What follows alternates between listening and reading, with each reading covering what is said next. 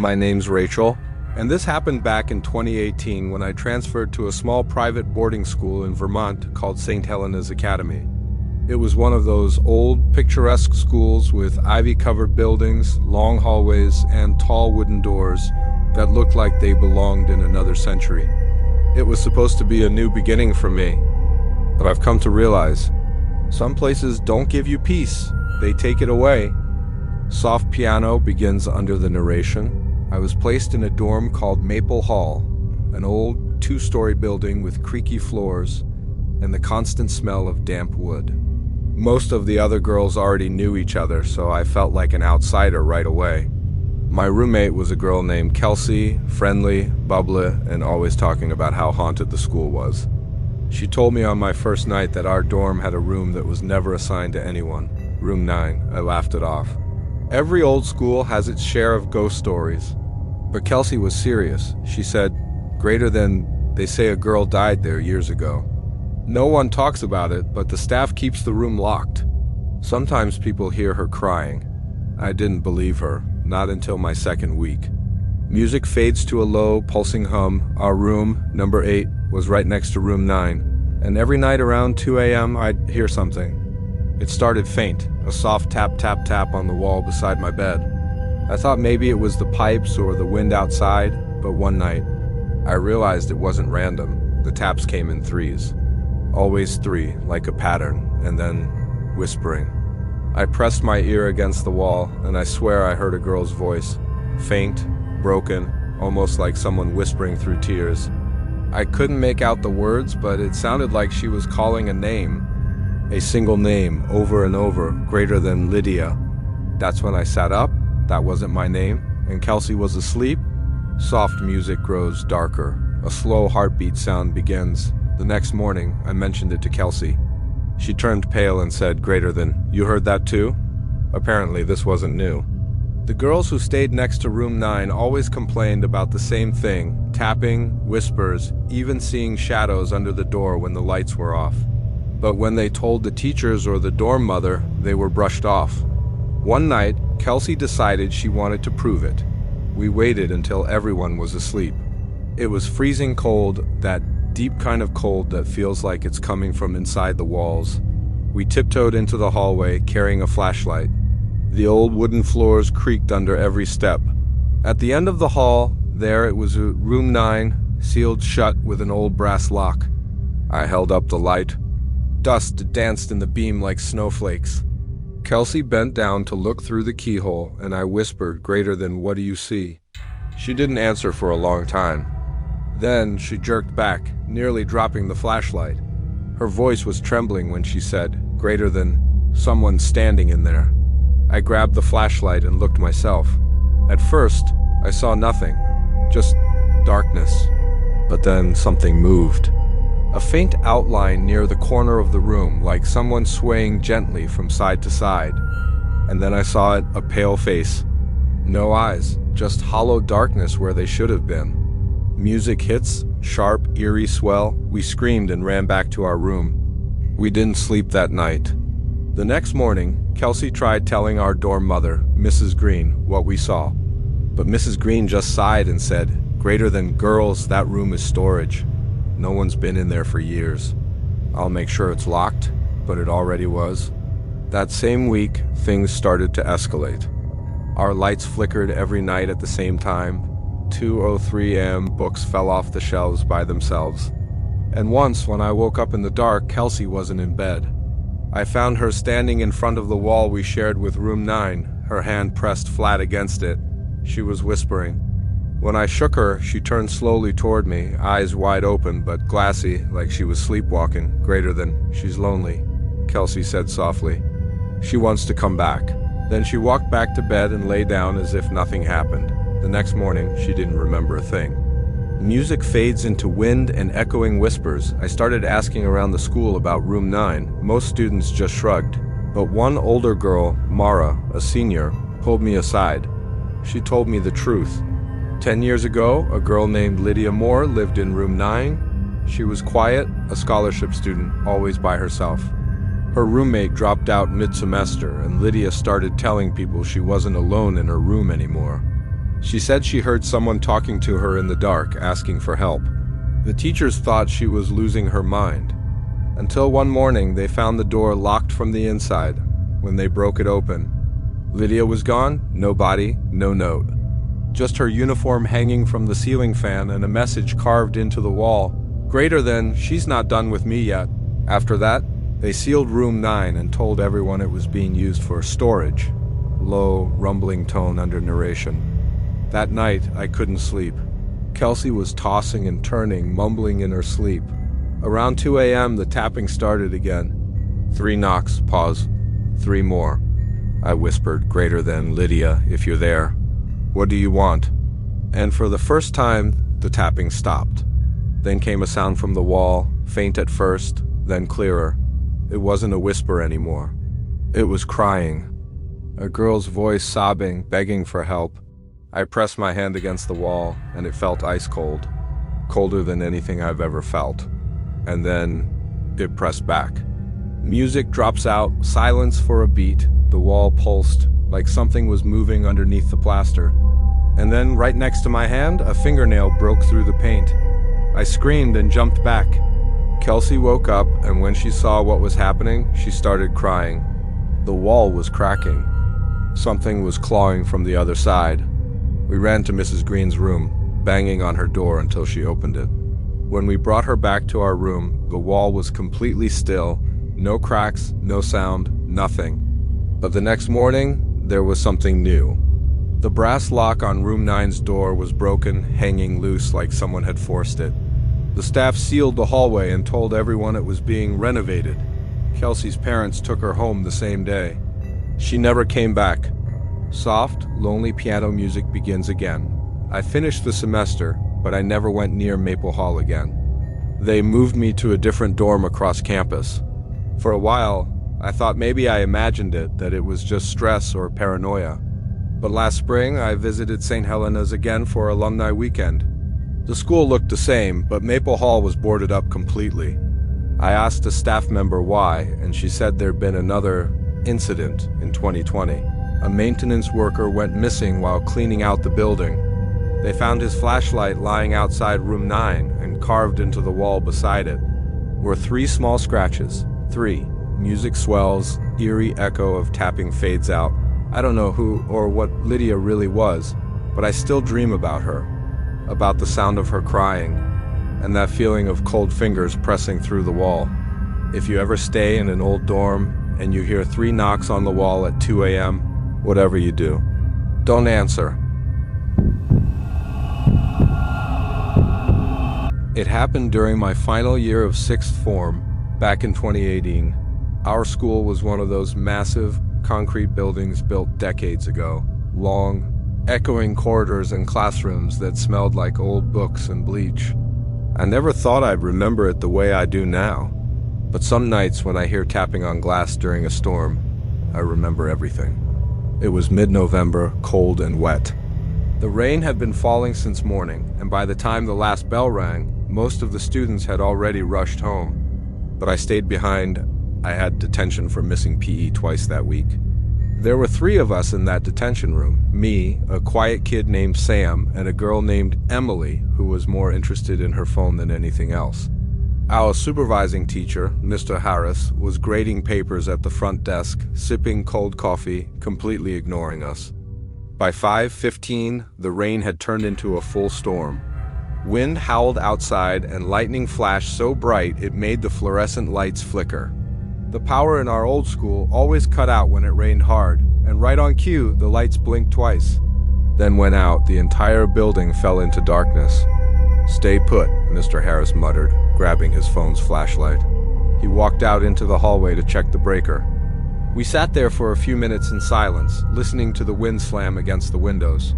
Thunder rolled overhead, followed by the faint creak of a door down the corridor. At first, we didn't think much of it. Schools make weird noises at night. But then came something else, knocking, soft at first. 3 slow knocks against the glass door at the end of the hallway. Knock, knock, knock. Emily looked up from her phone. "Did someone just—" "Yeah," Sam whispered. "It's probably Mr. Harris." Another flash of lightning lit up the hallway, and I saw them. 3 figures standing outside the glass double doors that led to the main courtyard. They weren't teachers. They weren't students. They were just standing there, completely still. I squinted, trying to see through the rain, and that's when one of them stepped forward. She was a girl, maybe 16 or 17, drenched, hair stuck to her pale face. She pressed her hand against the glass and said something I couldn't hear. Sam got up, nervously walking toward the door, but something about her expression made me grab his arm. "Don't," I whispered. "She's probably lost," he said. Then the girl leaned forward, and for a split second, lightning lit up her face, and I swear her eyes were pure black. Music tightens, low, eerie hum. We both stumbled back. Then all 3 of them started knocking, faster, louder, knock, knock, knock, knock, knock. Emily screamed, "Please, it's cold." But the way they spoke in perfect unison made my stomach twist. It didn't sound human, like an echo trying to imitate real words. Then Mr. Harris came jogging back into the room, annoyed. "What's going on here?" We pointed toward the doors, but when he looked, they were gone. "Jesus, kids," he muttered. "You're scaring yourselves." He told us to stay put while he checked the main hallway. We waited. Minutes passed. The storm kept hammering the building, but Mr. Harris never came back. Pause, silence, then distant thunder. After 10 minutes, we decided to go look for him. The emergency lights had turned on, small red bulbs glowing faintly along the corridor. The air smelled damp, like old rainwater and dust. We walked past the trophy case, past the science lab. Then we saw a wet footprint on the linoleum, barefoot, small, leading toward the main entrance. "Mr. Harris?" Emily called out, her voice echoed down the hall. Then we heard it again. That same knock. But this time it was coming from inside the building. We froze. It came again, louder. From one of the classroom doors to our right, knock, knock, knock. Sam, shaking, turned his flashlight toward it. The door had one of those long vertical windows. Something moved behind the glass. A shadow, slow and deliberate. "Maybe it's Mr. Harris," Emily whispered. I knew it wasn't. The handle started to rattle. Then the knocking stopped, and from the dark classroom came a voice. "Please let me in." But it wasn't Mr. Harris's voice. It was hers, the girl from outside. Only now she sounded closer, like she was whispering right through the keyhole. Sam screamed, and we bolted down the hallway, through the cafeteria, into the gym. Our footsteps echoed across the floor as lightning flashed through the high windows. Then, from the far end of the gym, we saw movement. A man was standing there, soaked to the bone. His blue shirt clung to his skin, his head slightly tilted. "Mr. Harris?" Emily gasped. He turned toward us slowly. But his face, it was pale, lifeless, and his eyes completely black. He opened his mouth, but instead of words, a horrible, wet gasping noise came out like someone drowning. We turned and ran. We didn't stop until we reached the stairwell. Music rises, tense, heartbeat rhythm. We hid in the second-floor computer lab. The emergency lights flickered, making the shadows jump on the walls. For a few minutes, it was silent except for our breathing. Then the intercom crackled to life. Click, soft static, then came a distorted voice. It repeated, over and over, slower each time. "Don't let them in." Emily covered her ears and started crying. Sam grabbed my arm. "We have to get out?" We went toward the back stairwell, hoping to reach the main office exit. But when we pushed open the door at the bottom, cold air hit our faces, and there they were again. The 3 figures, standing just beyond the glass doors, motionless. The girl tilted her head, smiling. "Please," she said softly. "We just need to come in." I stared, and that's when I noticed their clothes weren't just wet. They were dripping dark, thick water, like from a river. Sam reached for the door handle, but before he could touch it, lightning flashed, and for a split second, their faces twisted. Not human. Hollow eyes, mouths too wide, skin gray like something pulled from the bottom of a lake. We ran back upstairs, hearts pounding, until we burst into the art room, the only place with windows that opened. We climbed out onto the roof, rain soaking through our clothes. From up there, the school looked empty, but through the windows below, I could see them moving inside now. Slowly, methodically, room to room. searching for us. Music slows, haunting piano tones. By the time the storm ended, it was almost dawn. The rain stopped, and the first sunlight hit the rooftops. We stayed up there until we saw teachers arriving in the parking lot. When we finally climbed down, everything looked normal again. The lights were back on, the halls were clean and dry. The head teacher told us Mr. Harris had never come home that night. His car was still in the lot, keys in the ignition, but there was no sign of him inside the school. Police searched for weeks. They found nothing. Emily transferred to another school before Christmas. Sam moved away that same year. We never spoke about it again. Music fades, soft rain returns. Sometimes when I drive past the building now, I still see it, that faint reflection in the front glass doors. 3 shadows standing side by side, still waiting, and when it rains, sometimes I swear I hear it again. That soft, slow knocking, knock, knock, knock, knock, and a voice that whispers through the storm, "Please, let us in." I've worked as a student assistant at my high school for about 3 years now. It's one of those small-town Texas schools that feels way older than it looks, built in the 1960s. The kind of place where the paint always peels just a little and the fluorescent lights flicker like they're alive. Every evening after classes, I'd stay behind to help the drama teacher set up props, paint sets, and clean the stage. I needed the extra money, and honestly, I liked the quiet. The school at night had this eerie calm to it, a sort of peaceful emptiness.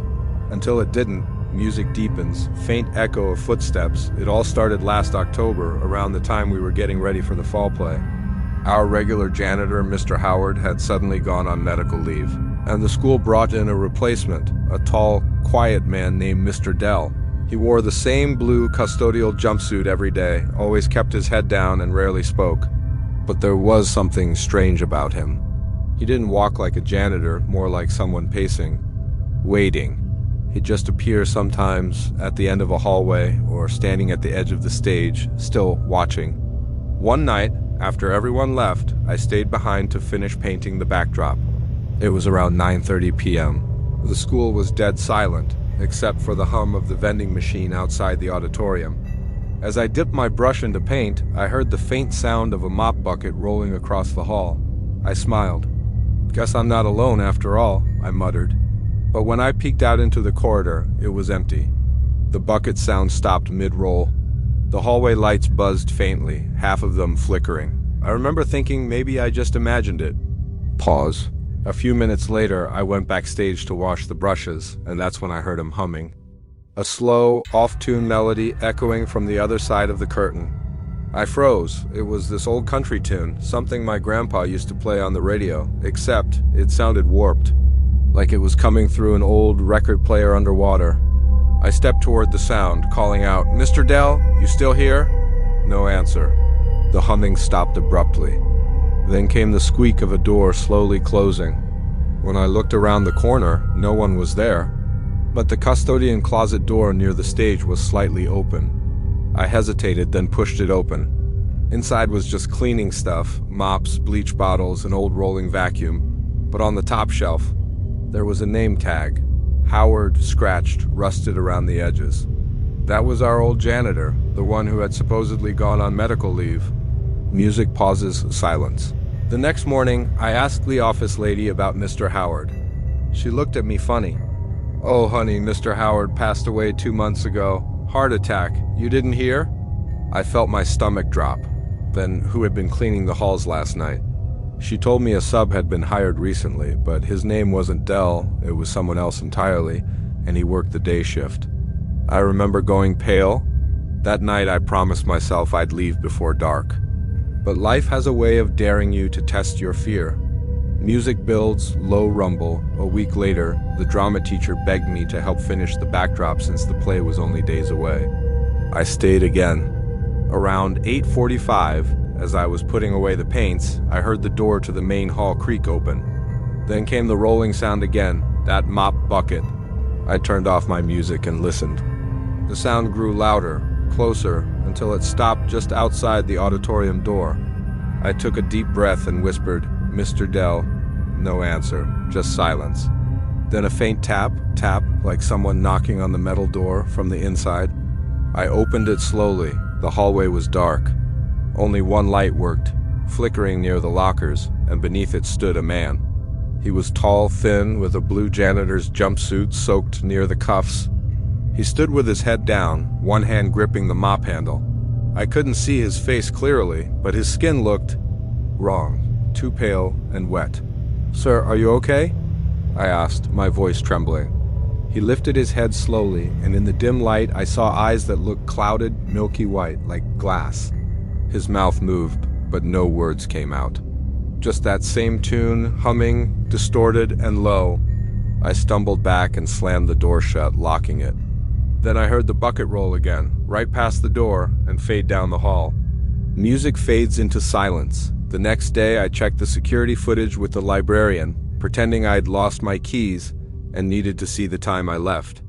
But when we pulled up the camera from the hallway outside the auditorium, it showed me stepping out of the door, looking down the hall, then backing away and closing it. There was no one there. No mop bucket, no janitor. Nothing. The librarian frowned. "You sure you saw someone?" I just nodded weakly. Because in the footage, even though no one appeared behind me, the reflection in the glass case of the hallway lockers clearly showed a man standing there, right behind me, just for a second. Music swells, eerie tone. For the rest of that week, I avoided staying late. But the final rehearsal night, our drama teacher got stuck in traffic and begged me to lock up after the others left. At first, everything was fine. I turned off the stage lights, unplugged the paint dryers, and checked the props. Then, as I was locking the back door, I heard the intercom click on. A faint static. Then, through the speakers came that humming again. That same off-tune melody. I froze. Every classroom speaker echoed it, one by one, spreading down the halls. Then the lights flickered, and I saw water dripping from the ceiling. I backed away, heart pounding, when suddenly the custodian closet door burst open down the corridor. The mop bucket rolled out slowly, leaving a trail of dark water. And behind it, two boots stepped into view. He stood there again, Mr. Howard, or whatever was left of him. "Don't stay late," he whispered, voice distorted, hollow. Then the power went out. I don't remember running, just bursting through the main doors into the parking lot, gasping in the cold night air. The next thing I remember is sitting in my car, shaking, watching the dark windows of the school. And for just a second, I saw a figure inside, mopping the hallway. Moving slowly, still humming. Music softens, melancholy tone. I quit the assistant job the next morning. A few weeks later, the drama teacher mentioned that the new janitor had found a water leak in one of the old pipes under the stage, right near the spot where Mr. Howard had collapsed from a heart attack months ago. They said the water had damaged the electrical lines, causing the lights to flicker and speakers to buzz randomly. But I know what I saw. Every time I drive past that school at night, the hallway lights still flicker, just for a moment, and sometimes I swear I can hear it again. That old broken song,